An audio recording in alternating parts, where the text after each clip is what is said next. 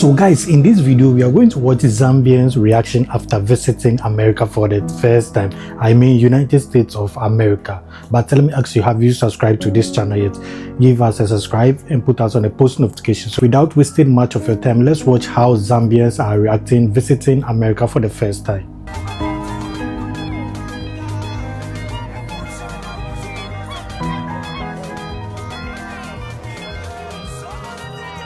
I was not born to be in this kind of weather. I'm scared of stepping out and dying immediately, instantly from hypothermia. Living in America is all fun and games until they don't understand your accent. I'm from Zambia. I've been here for almost 5 years and my Zambian accent is sticking closer than a brother. You know, at this point, it is even sticking more than glue does. Because sometimes I just need it to be outside so that I can be able to communicate with people. But it's like, no, I'm stuck with you. Stuck with you, stuck with you. You know, last week I was stranded by the road and I needed some assistance because I had a flat tire and it was around 10 p.m. I called AAA, very good service. I give them an A+. Yes, I do. And I had to talk to an automated person. I don't even know if it's a person, but an automated service. And my Zambian accent was like, this is the day, this is the time I'm going to show up. I'm like, please, no, stay out of this. You know, they asked me what the name of my car was. And in my Zambian mind, I'm like, this is a Hyundai Tucson.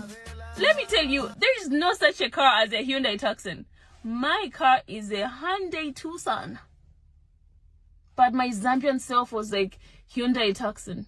And so I had to repeat the Hyundai Tucson about 8 times before this automated person could actually get what I was saying. I thought it was funny, but also frustrating because I was trying to get my point across. And my Zambian accent was like, I'm going to be your middleman. I don't know if you know, but I live in the US, but I'm basically a Zambian. But yeah, I'm based in the US. And I was home for the holidays in December. And now I'm back in the US for work and stuff. But I just wanted to share something with you. Like, you know how when you're watching movies and like there's snow and people are like in jerseys and stuff, it looks like they're exaggerating, right? Like, it doesn't overdo it. Like, I thought I experienced cold till I moved here. I've only been back here for 2 days, and this is like my first snow. Ever since I came, we didn't have snow in DC. And if I tell you, it's wild.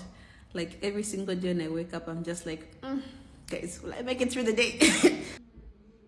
I can't change my accent. And guess what? It's not day 2 in America. It's day 2 of my series. So get that right. And I can change my accent if I want. But yeah, I still have my Zambian accent. I think the struggle is like, you know, trying to sound Americans, because when I speak my Zambian accent, people don't understand me. But guess what, guys? Nikadina chinyanja changa. I can still speak Nyanja, speak Bemba, and yes, I tune my accent. Cup of tea. When I came to America and then I just reached like the airport, I came here and then I didn't realize there are American ports and European ports, and we use European ports. And my phone was dead, so I had to ask people. And then I went to order food and I was like, can I have some water? Me, in my Zambian accent, knowing I speak English very good. It's that British type English. Like, it's that British, you know. Anyway, I was like, can I have some water? Everyone was like, huh? And I'm like, water. I didn't know like the way they pronounce water here. That's how like I just pointed at it. I'll say a culture shock for me. I thought Americans already had an idea of what Africa was. Like every time I say, oh, I'm from Zambia, and they're like, where is that? Africa. They don't really have knowledge on that. And they probably only taught them about the European stuff, but not like the African stuff. And also them looking down on Africans was a cultural shock to me. I feel like Africa is really where it's at. It's not too much chaos going on like America, for real. Lifestyle that you have in Africa compared to here. Like guys, having a helper here is like a luxury. Honestly, we're spoiled in Africa compared to here. Some people think Africans are poor. You know, out of state international students is like 3 times as much. it's crazy how they look down on Africans, but it's like they charge us a lot more with school fees. To put some respect on our names. Yeah. Because So like finding out my English is not like audible. it's actually crazy that you've experienced that. Because for me, the first thing they say to me is, "Oh my gosh, you're African.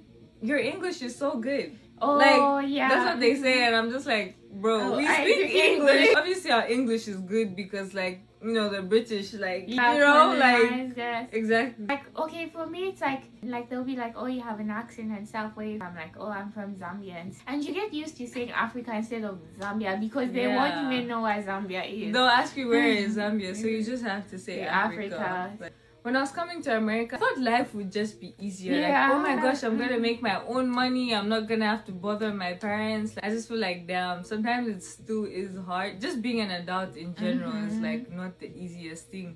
It's all the American kids at 18, they start paying for their own tuition, start buying their own groceries, they look for their own apartments, and like, low-key, I'm actually like, okay, God, thank you for making me from Africa. Because I think it's not that they spoon feed us before they start stopping to take no, care like, of us. honestly, I'm grateful for it. Like, Guys, ever since coming to the US, I have been having culture shocks.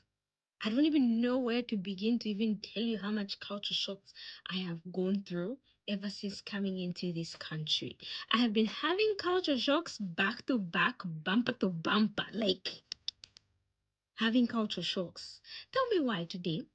I went into an office because I was trying to get a service that they provide there.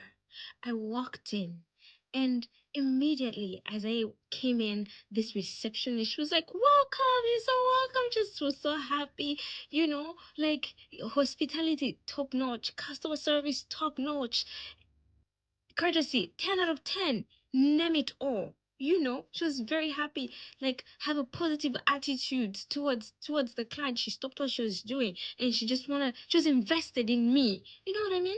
And then she asked me to sit down. I sat. And she was like, "Do you need anything? Do you need coffee, tea, water, snacks? Should I get you anything?" You know, just trying to make me comfortable. And I said, "It's okay, I'm good. I'm okay." So I just sat there waiting for my turn to, get the service that I came there for. And then her colleague came in and she was like, "Hey, I noticed that you left early yesterday. Are you okay?"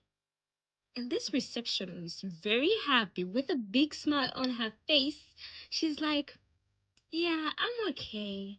It's just that my dad died yesterday." Uh-uh. Yeah. Uh-uh.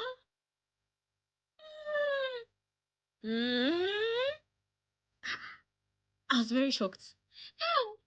I'm invested. Hmm? You know, I can tell my mouth, but like this, I'm invested into this conversation now, you know? And I go, "Your dad died yesterday, and you have come to work today. You have this positive attitude. You are so happy. Happy. Ah." And you know, in my African mind, I go like, my sister, eh? Talk to me now. Talk to me. Let us talk. Eh? Branji. Branji. Branji. It's not adding up. It is not adding up. Even today, guys, even right now, I am still shocked. I am very shocked. And I don't know how to be unshocked. Mm. Mm-mm. I was so embarrassed that day, you guys. I literally just stood there like. The next thing on my list is dressing. You guys, one thing, me going to America, I thought, ooh, I really have to step up because people will be dressing and I'll be left behind. But I remember my first week of school, like my first week of actual classes, because like during orientation, we're all like in sports clothes because we're always on the field and whatever. But like first week of actual class, me here, I laid out Monday to Friday everything I'll be wearing. Monday morning, I think I woke up at 5 for an 8 a.m. mind you. Made sure my makeup was done, my hair was on point, my outfit was tea. I get to class, people are literally in pajamas. Like actually in pajamas. Staying on my list, I swear you guys, this was so shocking for me because I was just like, wow, this is actually a third world country masked as a first world country. In America, there's no electric kettles. If you wanna boil water, you're gonna boil your water on the stove. Next thing I'm gonna say, and I really struggled with this coming back to Zambia, is in America, people just have good courtesy and like good manners. Like everywhere you go, people are so nice to you. People always hold the door up for you. Even if you're far, people will hold the door for you if they see you walking to the door. If you sneeze, people are gonna bless you no matter where you are. You could be in the room with 1,000 people, 1,000 people will bless you. Whereas here, I remember I was sitting in my office one time, a few years ago, I sneezed. Mind you, these are people who I was seeing every single day, 9 to 5. And they're just like, continue with their work, like typing, whatever. I'm like, eh. And even not even just that, but I feel like people spoke to you more. Like I'll literally be on the street, people just want to talk to you. You'll be in the queue at the grocery store, wherever you are, people would just want to have a conversation. I feel like that even really helped me with my own personal confidence and like being able to talk to strangers, because in America I was always spoken to. Like even people would just hear my accent and people would just want to know where I'm from and what I'm doing in America and like what my experience is like. Whereas here, and not all the time, I feel like I felt this more in the UK, because at least here you can say hi or whatever, but like when I was in the UK not long ago, it was, you guys run a strict program. There's no just talking to strangers anyhow, no smiling at strangers anyhow. Whereas in America, like, you just smile at people, you chat with people, like it's just a thing. The other thing though, I will say, I feel like being in America, I heavily felt like I lacked community. Like I lacked having an actual community. Like even though I had relatives there, I just feel like everyone is so consumed with their own lives. Everyone is so busy. Everyone's always working. That like I just never really felt like I had community in that sense. Like yeah, like I feel like coming from Zambia, like you have such a big community. You know, let me speak for myself, my dear. I don't know how other people live. Whereas like there, it's like everyone's just living their own lives. Like you guys don't know how much I struggled when I was moving out. Like I remember moving out, and then because I didn't have a license and all my friends were busy this time, I didn't have a license. I was moving out in an Uber. And I feel like that was also a big reason why I decided to come back, was because I craved for community and I just craved for having people around me. Like even right now, like if I needed anything, I have someone I can call for everything, you know? And I make it such a point to be people's community and like to be there for people and like all this stuff, but I just never felt that in that country. So it's a bit of a sensitive topic because I feel like I really struggled with that and like I was always getting emotional. And I really missed home because of that. But yeah, I just never felt like I had a community. The other thing I'm gonna say, and maybe I'll make a part 2 for this because I actually have quite a long list. The other thing is that people are actually very smart in America. And I don't want to sound ignorant, but like before moving to America, I just had this preconceived notion that like people were so ignorant, and like me as an African girl going to America, like I was really gonna struggle. Like everyone would just think I'm just like some girl from the villages who somehow made her way up here and whatever. But like I feel like that was not the case at all, and especially with my group of friends and like in my circle, like everyone was just cool. I just always thought people would be so ignorant to the fact that like I'm African, but that was not the case. And also like people are not as dumb as you guys make Americans seem. Like all the people I know, all my friends I still have from America are like some of the smartest people I know till this day. So yeah guys, this is it for this video. I'm gonna make a part 2 because there's actually so many things on this list that I haven't even covered yet. So bye for now. And I repeat, the Zambian accent is very unique, mysterious, and it stands out, okay? No one can mimic the Zambian accent. You cannot mimic the Zambian accent, okay? In comparison to the Nigerian accent, anybody can mimic the Nigerian accent, okay? At this point, we have artists from different countries trying to sing with the Nigerian accent, and they're able to do it. And here's the thing about the Zambian accent. We Zambians can tell, we know each other, but the rest of the world cannot tell. If I was to be at the airport and a Zambian behind me speaks, I'll be able to tell that this person is from my country, but the rest of the world cannot tell. Yes, and it's just that. Cultural shocks I received as a Zambian girl living in the United States, who moved to the United States. First, I moved to the United States when I was 16. I finished my high school here, grades 11 and 12. And I'm in my second year of university doing medicine. So technically the first cultural shock I received is how expensive braiding your hair is here. It is seen more as a luxury and an art, so technically it's very expensive and it doesn't even last long. I mean, Zambian braids last longer. These braids only last you like 2 weeks and you're good. You have to take it out. If you're the person who changes hair every 2 weeks or every 1 week or every 3 weeks or every month, and you have to learn how to do your own hair, because technically you're not going to manage paying 500, 600, sometimes even $1,000 for knee length braids. Literally I'm literally getting that for 300 kwacha kangatini 100 kwacha ganifuna na mapane bazani banga mahala. So it's crazy. Actually get to tell their parents that they've got boyfriends. for us, it's more me growing up. Okay, I don't know if maybe I grew up kokombon or something, but technically, it's kind of like seen as a taboo. First off, your parents, they're like, no boys, no boys. Boys are like this. Boys will lie to you. Boys are like this. But yeah, you know that. So I was shocked knowing that these people literally tell their parents about their boy. Guys, New York is not as nice as people make it look like. Like, New York is not all that. Yeah, it's definitely not all that. It's trashy, it's smelly. The media over that you guys see over there is definitely not the New York I see over here. I mean, I'm very close to New York. I'm in Massachusetts. I'm very close to New York, and it's not the same New York that we see on the TVs. I mean, the place can look nice. People can lie to you in pictures by cropping out the dirty, but it stinks. It's overcrowded, and it's just not worth the hype that everybody sees. So technically, that's also Number 2 is the education system here is not very rigorous. When I came here in 11th grade, the things that 11th grade people are doing, I already did them in grade 9. So technically, they are very much behind. I spent the 2 years of high school just sitting around, being me. I also received people saying, can I hit on the first day of going out on a date?